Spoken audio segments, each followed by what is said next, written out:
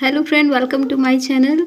आज हम लोग बुक रिव्यू करेंगे। ठीक है, जैसा कि मैंने प्रॉमिस किया था कि मैं बुक रिव्यू करूंगी, हर सेमेस्टर का करूंगी। आज मैं कर रही हूँ फाइनल सेमेस्टर यानी सेमेस्टर 4 का। तो अभी तक आपने चैनल पर नए हो तो प्लीज़ चैनल को सब्सक्राइब कीजिएगा, लाइक कीजिएगा, शेयर करना बिल्कुल मत भूलिएगा। एक तो आपका हो गया समावेशी शिक्षा, ये बुक होगा। एंड उसके बाद और इसका जो राइटर का नाम है ये है M.K. नारंग, जो कि J.C. अग्रवाल है। ठीक है।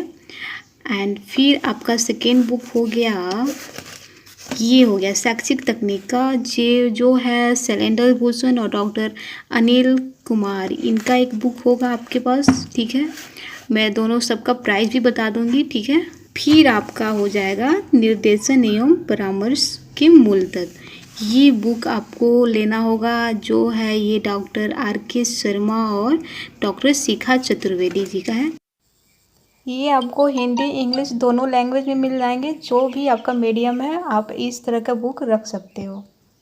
ये आपका समावेशी शिक्षा है, ये बुक इसकी का मैं रिव्यू कर रही हूँ। ठीक है। और राइटर का नाम है M.K. नारंग और J.C. अग्रवाल। ओके। अब मैं इसका विषय सूची आपको दिखा दूँ। पहले मैं आपको इसका प्राइस दिखा दे रही हूँ, ये कितना में मिलेगा। ये आपका 140 में मिल जाएगा, इसका प्राइस 140 है। ठीक है, ये आप ज़रूर ले लेना। ओके। और विशेष सूची, मेन तो आपका विशेष सूची है। आपको पता होना चाहिए कि आपका ये बुक में क्या क्या कंटेंट है। ठीक है। तो पहला हो गया आपका समकेतिक अथवा समावेशी शिक्षा के प्रत्यय व आवश्यकता। दूसरा हो गया समकेतिक अथवा समावेशी शिक्षा के बदलाव। तीसरा है आपका विशिष्ट समावेशी अथवा समकेतिक शिक्षा हेतु सिद्धांत, समावेशी शिक्षा के मॉडल। एंड पांचवा आपका हो जाएगा असमर्थित बालक हेतु राष्ट्रीय नीति 2006, समावेशी शिक्षा के विदेश संदर्भ में। ओके, ये आपका हो गया। एंड मैं सारा कंटेंट आपको बढ़ के सुना दे रही हूँ।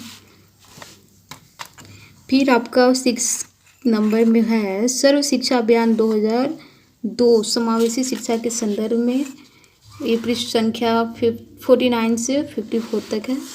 और फिर अधिगम असमर्थित बालक की पहचान। फिर है आपका बालकों की विशिष्टताएं शिक्षा। 9 आपका हो जाएगा दृष्टि अक्षम बालक व उनकी शिक्षा। और फिर 10 हो जाएगा शारीरिक विकलांग बालक। 11 हो जाएगा अस्थित विकृत बालक, बौद्धिक विकृत बालक। 11 हो जाएगा क्रम अस्थिकीय क्षति।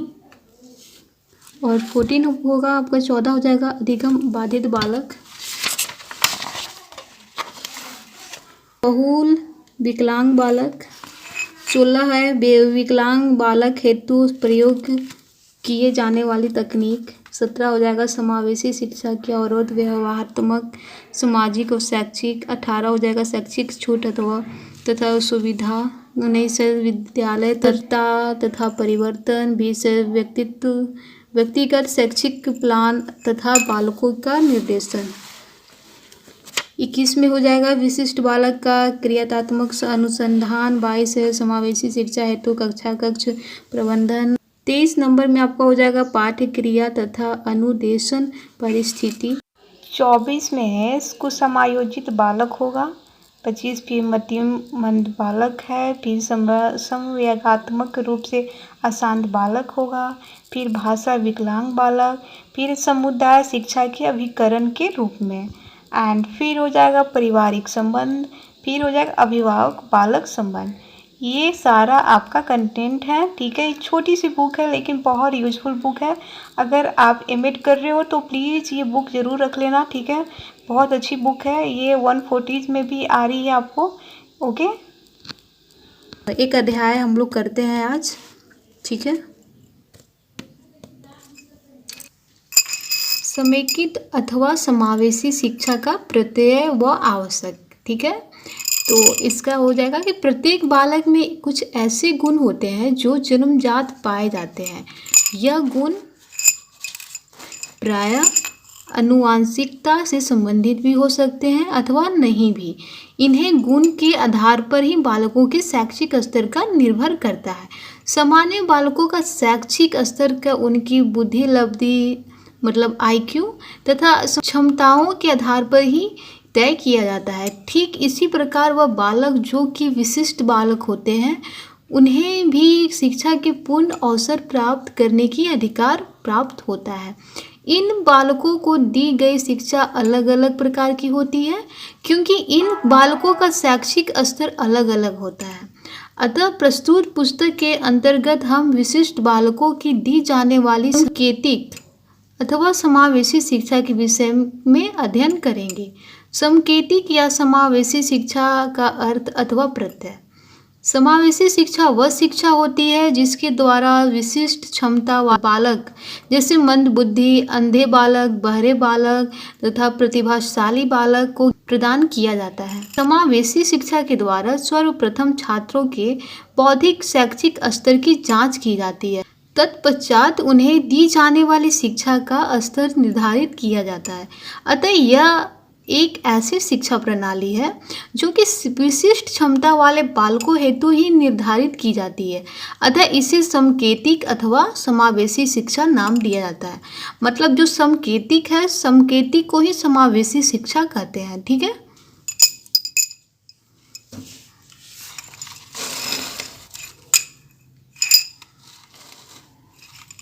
सांकेतिक अथवा समावेशिक शिक्षा की आवश्यकता मतलब नीड ऑफ इंक्लूसिव एजुकेशन। किसी भी शिक्षा प्रणाली का निर्धारण प्राय बालकों को बुद्धि लब्धि, शैक्षिक योग्यता अथवा तथा शैक्षिक स्तर को ध्यान में रखकर लिया जाता है। ठीक इसी प्रकार समावेशी शिक्षा का निर्धारण भी छात्रों की बुद्धि लब्धि, शैक्षिक स्तर व योग्यताओं को ध्यान में रखकर ही किया जाता है। इस प्रकार की शिक्षा के कई स्तर होते हैं।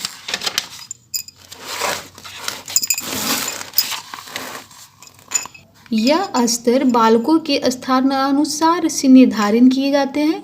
बालकों के निम्नांकित रूप से वर्गीकृत किया जाता है।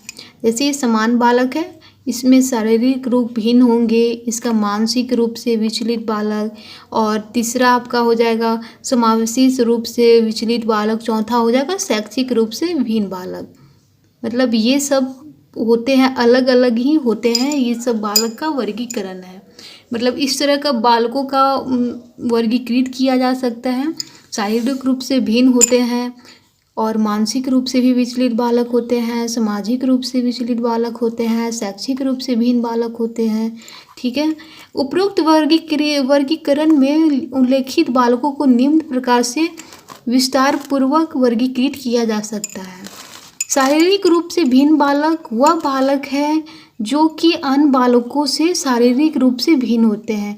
यह इस श्रेणी में आते हैं जैसे सांवेदिक रूप से विकलांग बालक, गतीय रूप से विकलांग बालक तथा बहुविकलांग बालक। मतलब शारीरिक रूप से जो विकलांग बालक होगा वो शारीरिक रूप से ही भिन्न बालक में आएगा, जो जिसका ये पहला है। ठीक है। दूसरा आपका हो जाएगा मानसिक रूप से विचलित बालक। बालक जो कि मानसिक रूप से विचलित होते हैं वह इस श्रेणी में आते हैं जैसे प्रतिभाशाली बालक, मंदबुद्धि बालक तथा सृजनशील बालक। इस श्रेणी की विशेषता यह भी है कि जरूरी नहीं है कि वह बालक जो कि मानसिक रूप से कमजोर हो रही है इस श्रेणी में आए, वरना वह बालक जो आवश्यकता अधिक चतुर व समझदार होते हैं वो भी इस श्रेणी में आते हैं। जैसे प्रतिभाशाली तो चतुर ही होता है। ठीक है। तो इसमें ये वो भी आता है। ओके। और तीसरा नंबर पे आपका हो जाएगा सामाजिक रूप से विचलित बालक। बालक जो कि सामाजिक रूप से विचलित होते हैं वह इस श्रेणी के अंतर्गत है। जैसे कि सांवेगिक रूप से परेशान बालक, दूसरा हो जाएगा असमायोजित बालक, तीसरा हो जाएगा वंचित बालक, चौथा हो जाएगा समस्यात्मक बालक, बाल अपराधी, और फिर माता पिता द्वारा तिरस्कारित बालक। मतलब जैसे कोई पेरेंट्स ऐसे होते हैं जो बच्चे को हमेशा बोलते हैं उसके बच्चे इतने अच्छे हैं, वो इतना अच्छा कर रहा है पढ़ाई में, तुम ऐसे हो वैसे हो। तो इस तरह से पेरेंट्स को नहीं बोलना चाहिए। ठीक है। और समस्यात्मक बालक जिसका मतलब कुछ ना कुछ समस्या होता ही रहता है, उस तरह का बालक इसके अंतर्गत आएगा। फिर चौथा आपका हो जाएगा शैक्षिक रूप से भिन्न बालक। शैक्षिक रूप से भिन्न बालक के अंतर्गत निम्न बालक आते हैं। शैक्षिक रूप से समर्थित बालक, शैक्षिक रूप से पिछड़े बालक, किसी विषय विशेष को ना सीख पाने वाले बालक तथा चौथा हो जाएगा संप्रेषण बाधित बालक। इस प्रकार से इन सभी बालकों को शिक्षा प्रदान करते हेतु ही समेकित अथवा समावेशी शिक्षा प्रदान तैयार किया जाता है। अतः समावेशी शिक्षा प्रणाली वह प्रणाली है जो कि विशिष्ट ग्रहण किए बालकों हेतु तैयार की गई है। अब इसका एक्सरसाइज देख लेंगे कि इस बोल रहा है कि समकेतिक अथवा समावेशी शिक्षा का क्या अर्थ है, इसकी आवश्यकता क्या है। तो देखिए ये फर्स्ट ही पेज में इसका आंसर दिया हुआ है कि समावेशी शिक्षा और समकेतिक शिक्षा क्या है, इसका ये क्या है, यहाँ अर्थ यहाँ हो गया और इसकी आवश्यकता क्या है, ये आपका यहाँ आंसर हो गया। ठीक है। दूसरा है कि बालकों के वर्गीकरण में हम किस किस प्रकार के बालक रख सकते हैं। तो बालकों के वर्गीकरण में हम 4 प्रकार के बालक रख सकते हैं। शारीरिक रूप से भिन्न बालक, मानसिक रूप से विचलित बालक, तीसरा समावेशिक रूप से विचलित बालक और चौथा हो जाएगा शैक्षिक रूप से भिन्न बालक। ओके। अब ये हो गया लघु उत्तरीय प्रश्न। इसमें बोल रहा है कि मानसिक रूप से विचलित बालक का टिप्पणी कीजिए। जो मानसिक रूप से विचलित बालक होते हैं उसके बारे में आप बताइए। तो ये आपका हो जाएगा मानसिक रूप से विचलित बालक, जैसे प्रतिभाशाली बालक हो गया, मंद बुद्धि बालक हो गया, सृजनशील बालक, इसके बारे में आपको डिटेल्स करना है। ओके। फिर आपका क्वेश्चन बोल रहा है कि शारीरिक रूप से भिन्न बालकों का लेख लीजिए। तो शारीरिक रूप से भिन्न बालक आपका हो जाएगा संवेदिक रूप से विकलांग बालक, गतीय रूप से विकलांग बालक और बहुविकलांग बालक। इसके बारे में आपको डिटेल्स में लिखने हैं। फिर ये आपका ऑब्जेक्टिव टाइप क्वेश्चन हो गया। ठीक है। मानसिक रूप से विचलित बालक को किस श्रेणी में आता है। तो मानसिक रूप से बालक को किस श्रेणी में लाता है, तो इसमें से कौन सा हो जाएगा, प्रतिभाशाली बालक होगा कि मंदबुद्धि बालक होगा कि सृजनशील बालक होगा या इनमें से कोई नहीं होगा। आप बताइए। आप इसका क्वेश्चन आप ज़रूर कमेंट में बताइएगा कि इसका आंसर क्या होगा। ठीक है। फिर 70 से कम मतलब IQ बुद्धि लब्धि वाले बालों को क्या कहते हैं, ये इसका भी क्वेश्चन आंसर आपको कमेंट बॉक्स में देना है। सृजनात्मक बालक होगा कि मंदबुद्धि बालक होगा कि प्रतिभाशाली बालक होगा या फिर इनमें से कोई नहीं होगा। तो इसका आंसर, ये दोनों का आंसर आपको कमेंट बॉक्स में लिखना है। ओके।